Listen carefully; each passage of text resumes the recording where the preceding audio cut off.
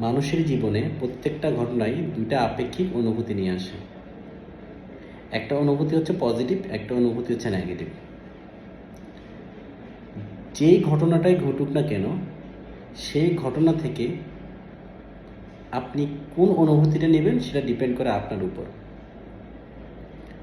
যেমন ধরেন, আপনি এখন আপনার কোনো ফ্রেন্ডকে কল দিয়েছেন বা মেসেজ করেছেন, সে মেসেজের রিপ্লাই দিচ্ছে না বা আনসার দিচ্ছে না। এতে কি হলো? এতে আপনি যদি মনে করেন যে সে আপনাকে ইগনোর করছে, অবহেলা করছে, আপনাকে গুরুত্ব কম দিচ্ছে, এটা হচ্ছে আপনার একটা নেগেটিভ ধারণা। এমনও হতে পারে আপনি যে সময় তাকে কল দিয়েছেন বা মেসেজ করেছেন, আপনি তার সাথে কথা বলতে চেয়েছেন, সেই সময় আপনার থেকেও সে কোনো গুরুত্বপূর্ণ কাজে ব্যস্ত ছিল, বিধায় আপনাকে সে রেসপন্স করতে পারেনি।